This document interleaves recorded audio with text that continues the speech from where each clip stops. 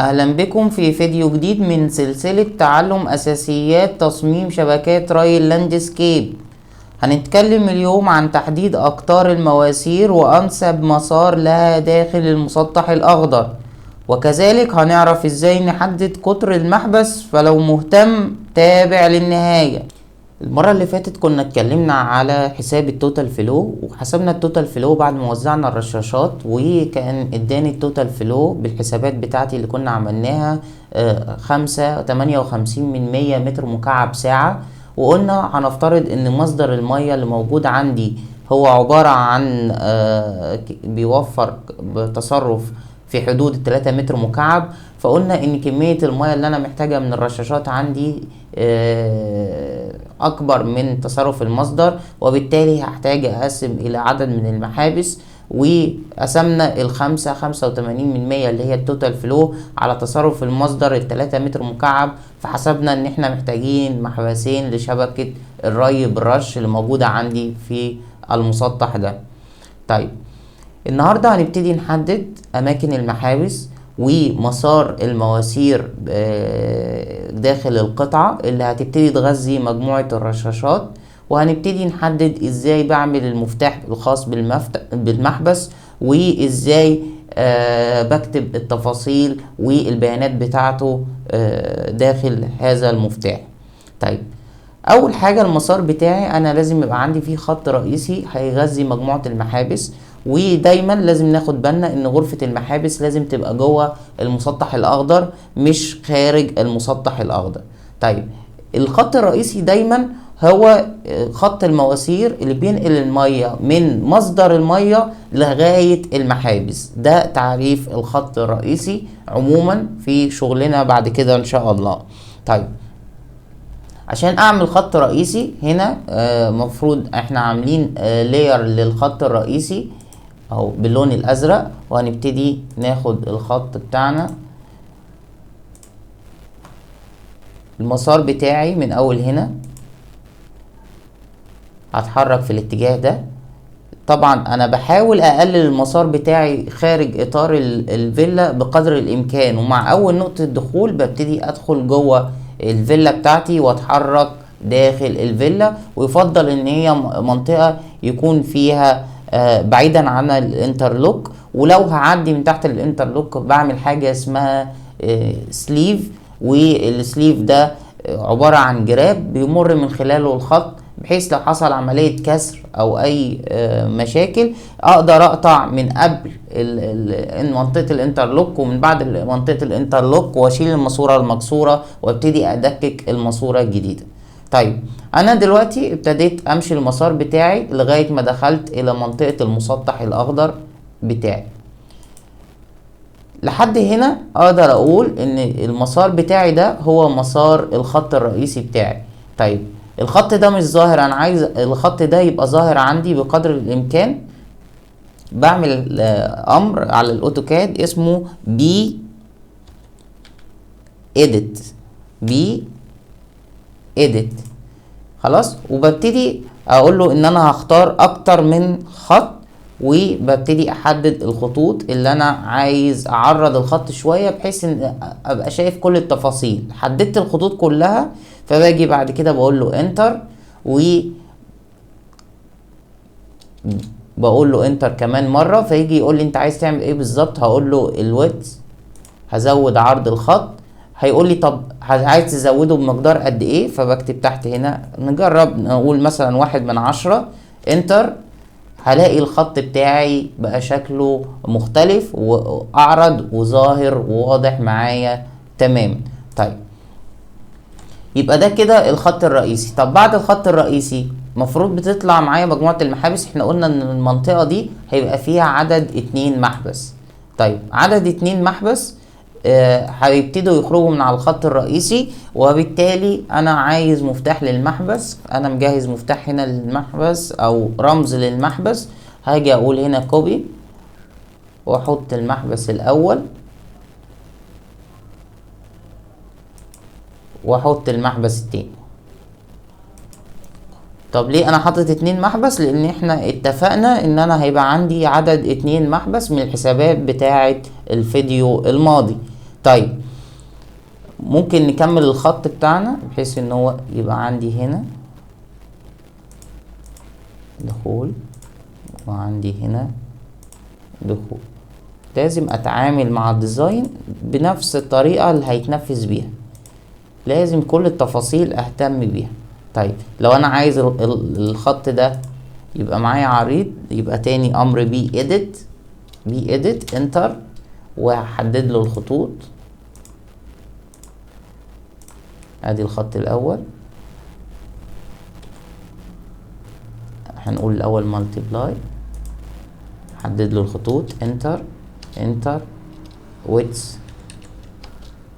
1/10، فبقى عندي الخط كده تمام.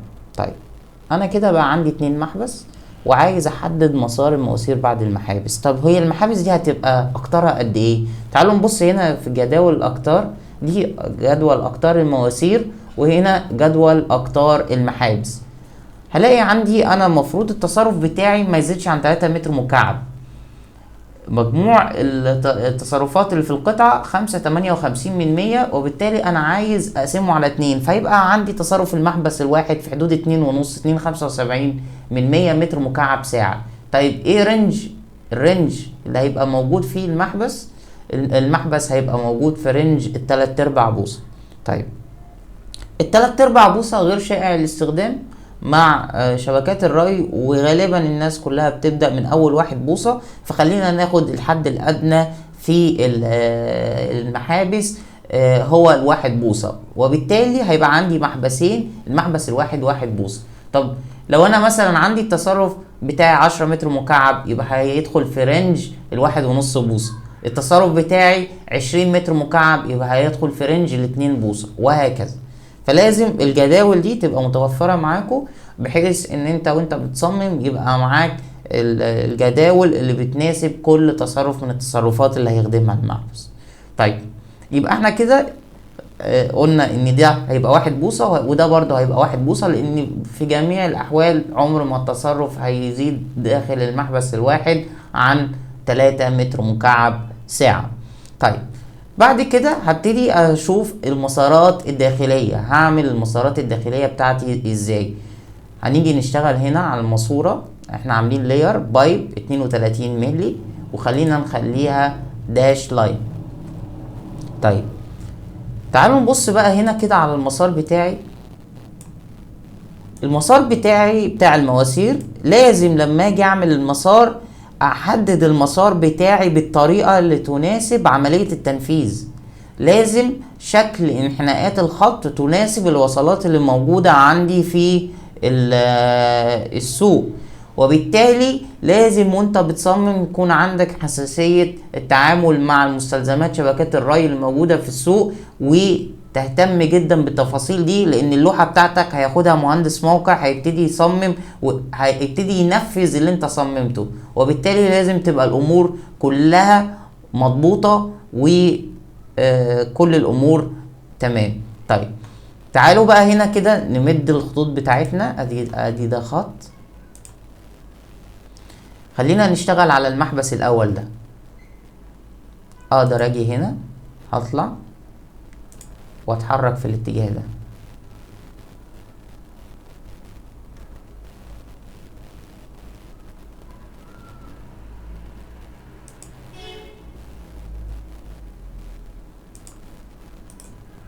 طيب المسار ده كده، هل المسار ده كده مناسب؟ بحاول بقدر الامكان امشي بمسار المواسير اقرب ما يكون للرشاشات. ليه؟ لان في وصلة خرطوم هتطلع هنا عن طريق سادل، والخرطوم هيوصل للرشاش. طيب الخرطوم ده مفروض طوله في جميع الاحوال ما يزيدش عن نص متر، يوم ما يزيد قوي يوصل 1 متر، لكن لو زاد عن كده هيزود لي هيسبب زيادة في الفواقد وهيعمل لي مشاكل في انتظامية التوزيع. طيب في مدرستين في عملية توزيع المواسير.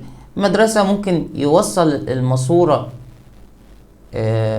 بعيد عن الرشاش شوية بحيث ان التفاصيل تبقى ظاهرة، او ان انا ابتدي اعمل كالتالي.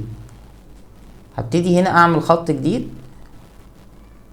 وهبتدي اوصل من هنا، ويبتدي الخط بتاعي يحصل فيه انحناء، يحصل فيه انحناء ويمشي مع مسار المواسير. طيب هل الماسورة اقدر اعمل بيها الكلام ده؟ الماسورة بتاعتي اقدر اعمل بيها الكلام ده؟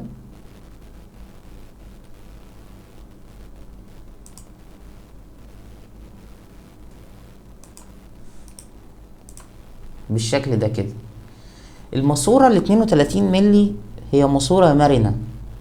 ماسورة مرنة يعني معناها ان ممكن اعمل انحناءات مختلفة عن الوصلات اللي موجودة في السوق. يعني ايه؟ يعني ممكن الحفر بتاعي يبقى فيه انحناءات، والماسورة عادي جدا تبقى منحنية جوه المسار بتاع الحفر، ويتم عليها عملية الردم عادي جدا. فهبتدي امشي، وممكن يبقى فيها انحناءات بالشكل ده ومش هيبقى فيه اي مشاكل. طيب لكن الانحناءات لازم تكون غير مبالغ فيها، لان مادام في انحناء زيادة عن اللزوم يبقى هيعمل لي مشاكل. ممكن الاقي الماسورة هتطق، هتتكسر في بعض الاماكن. يبقى لازم بقدر الامكان تبقى الماسورة بتاعتي متوصلة ومرتاحة داخل الخط. طيب تعالوا نبص على المسار ده كده. الانحناء ده كله مقبول. هل الانحناء هنا مقبول؟ لا، الاجابة لا. الانحناء هنا زيادة اوي، زيادة اوي. طيب يبقى هاجي تاني ارجع للجزء ده كده، هنحاول نعدله شوية اهو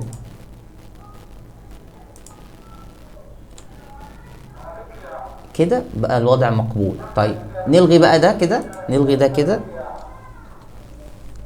ونلغي ده كده.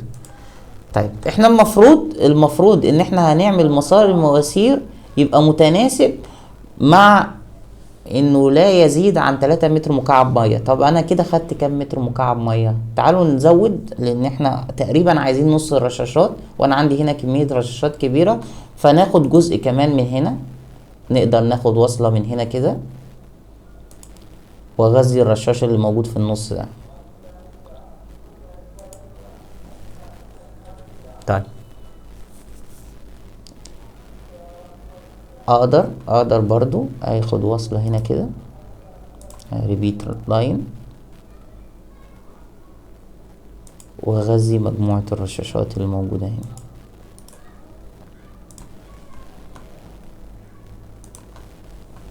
اهو هنا هيبقى فيه وصلة تي،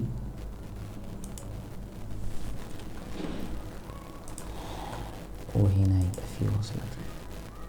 طيب انا عايز اتأكد ان انا كده تمام. عايز اتأكد ان انا كده تمام. طيب هبتدي احسب التصرفات اللي خارجة من مجموعة الرشاشات دي، هل هي عدت ال2.5 ولا لا؟ طب هنحسبها ازاي؟ فاكرين الشيت الاكسل بتاع المرة اللي فاتت؟ تعالوا كده. انا عندي هنا فونيا 6 فتحة قد ايه؟ فتحة 3/4 دايرة. يبقى هاجي هنا عند فونيا 6 واقول له 1. طيب عندي بعد كده، عندي هنا، خلينا بس ايه ناخد دي معانا كمان، دي معانا كمان، والرشاش ده معانا كمان. هاخد هنا عندي فونيا 12 وفونيا 12 فاتحين قد ايه؟ فاتحين ربع دايرة. ننزل الفونيا 12 ونيجي عند ربع دايرة نقول له فيه رشاشين. طيب بعدين عندي فونيا 8 1 2 فاتحين ربع دايرة، يبقى هرجع تاني ل8 وعند ربع دايرة واقول له 2. طيب عندي ايه كمان؟ تعالوا نبص هنا فوق. عندي فونيا 15 فاتحة نص دايرة، فونيا 15 فاتحة نص دايرة، يبقى دي 1. وعندي فونيا 15 فاتحة دايرة كاملة، ادي كمان 1. وعندي فونيا 17 فاتحة نص دايرة، ادي كمان 1. بصوا شايفين الرقم وصل هنا كام؟ مجموع التصرفات وصل هنا كام؟ 256. احنا قلنا ممكن نوصل لغاية 75. المهم ان احنا في الاخر ما نعديش الكام؟ المهم اننا في الاخر ما نعديش ال3 متر مكعب. طيب انا عندي هنا فاتحة نص دايرة وهنا نص دايرة، فونيا 12 فاتحة، عندي فونيتين فاتحين نص دايرة، يبقى اهو 2. تعالوا نتأكد ان التصرف تحت مظبوط. لا، عدى 3 و6. طيب يبقى العمل ان انا اعمل ايه؟ تعالوا نشيل الرشاش ده كده. فونيا 15 للفتحة دايرة كاملة. فين 15 للفتحة دايرة كاملة؟ اهي، خليها 0، شيلها. 2.3. طيب نضيف 15 لفتحة هنا نص، الفتحة هنا ربع، يبقى هنحط 1 فتحة ربع. وهنحط كمان ايه؟ فونيا 6 اللي فاتحة كام؟ اللي فاتحة هنا في حدود 180، نقول 180 بزيادة علشان نبقى في الأمان. يبقى فاتحة 180، ادي 1. مجموع تصرفات كام؟ 277. يبقى شكرا على كده. يبقى انا كده تقريبا خدت نص التصرف تماما. نص التصرف تماما في ايه بالظبط؟ في عندي هنا فونيا 12، وعندي فونيا 15 وفونيا 6، وبعد كده 12 17 15، وخدنا المجموعة اللي تحت دي كلها مع بعض. طيب يبقى احنا كده خلصنا تفاصيل المحبس الاول. طبعا الجزء الزيادة ده احنا ملناش علاقة بيه. مجموع تصرفه كام؟ 2.77%. تعال خد بقى حاجة هنا اسمها مفتاح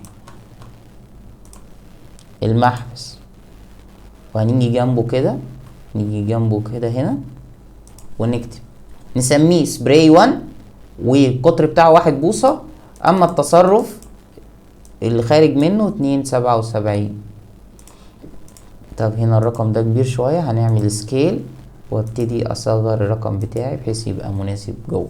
يبقى ده سميته سبراي 1، ودي التفاصيل بتاعته. يبقى اللي بيجي بعد كده بيعمل تفاصيل الخط الرئيسي ويعمل جدولة الري، بقى عارف ان المحبس ده التفاصيل بتاعته كذا كذا كذا كذا، ويعمل حسابه. طيب تعالوا بقى نشتغل على المحبس ده. المحبس ده مفروض ان كميات المية اللي موجودة فيها هتبقى كام؟ هتبقى 58% اللي هو التوتال فلو ناقص 2.77. 58% ناقص 2.77. طيب تعالوا نعمل مفتاحه بالمرة قبل ما ننسى. هنيجي نقول هنا ادي كوبي، واعمل المفتاح بتاعه بالمرة هنا، وهنيجي نقول سبراي 2. اتفقنا انه 1 بوصة. طب الفرق هنا كام؟ يبقى هنجيب الكالكوليتر ونقول 58% ناقص 2.77. يبقى المحبس التاني هيبقى فيه 2.81%. ماشي، شكرا. يبقى 2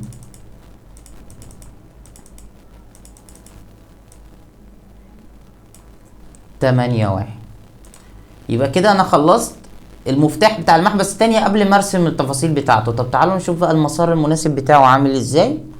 هنبتدي نعمل ايه؟ هنبتدي نعمل لاين. ممكن نغير اللون لو انتوا حابين نغير اللون الى لون مختلف. خلينا نشتغل مثلا باللون الطوبي ولا البنفسجي ده. المسار بتاعي هيبقى عامل ازاي؟ اهو انا وصلت للناحية التانية كويس. بص، ممكن نمشي كده ونوصل اللي في النص، او نيجي هنا بوصلة 45 درجة. مش هينفع اعمل انحناء بمرونة الماسورة، لا، وصلة 45 درجة، واقوم عامل ايه؟ هقوم متحرك في كل المسافة دي كده.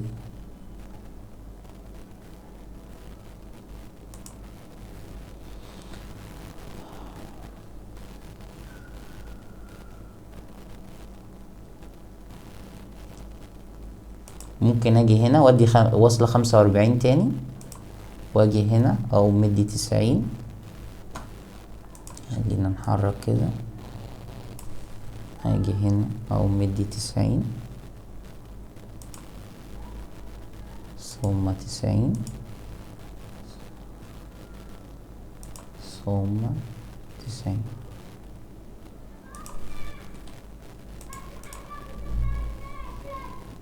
نرجع دي شوية كده عشان تبقى زاوية 90 درجة، تبقى واصلة 90. نرجع دي برضو شوية كده عشان تبقى 90 درجة. طيب فاضل ايه؟ فاضل الرشاش اللي في النص. انا ممكن اجي من هنا كده اهو لاين تاني، واقوم اجي هنا بوصلة تي هوصل للكلام ده اهو.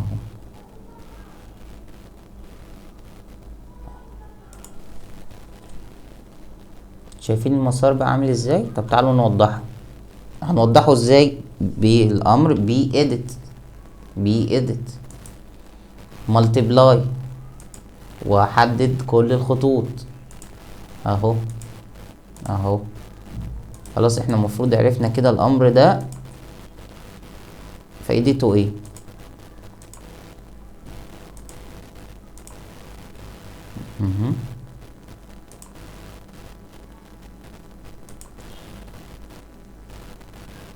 عندي حاجة تاني تعالوا ناخد اللي هنا برضو بالمرة، ما كله عايزين نوضحه.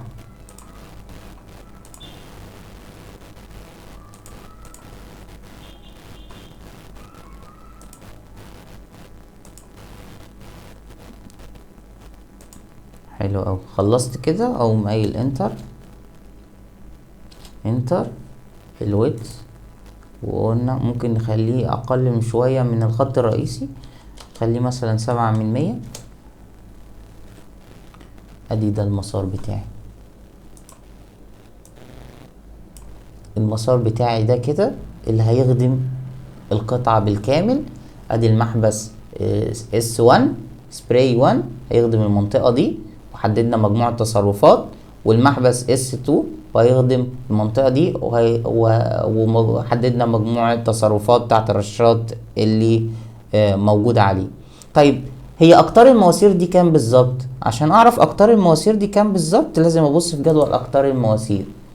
فين جدول اقطار المواسير؟ غالبا في اللاندسكيب انا بشتغل على المواسير ال10 بار. عند سرعة كام؟ عند سرعة 1.5 متر على الثانية. وسرعة 1.5 متر على الثانية ليه؟ علشان خاطر يبقى عندي الشغل بتاعي الفواقد تبقى قليلة اقل ما يمكن. كل ما تزيد سرعة السريان كل ما الفواقد بتاعتي بتزيد، وهنعرف ده قدام في شغل الهيدروليك كالكوليشن شيت.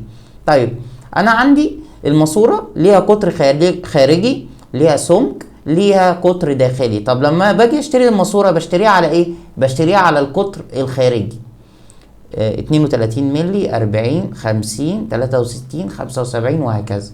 طيب ايه اللي بيخليني اختار قطر معين؟ هو مجموع التصرفات اللي ماشية في الماسورة. فعندي من 0 ل 3 و6 32 ملي، عندي من 4 ل 5 و9 40 ملي، من 6 ل 9 ونص 50 ملي وهكذا.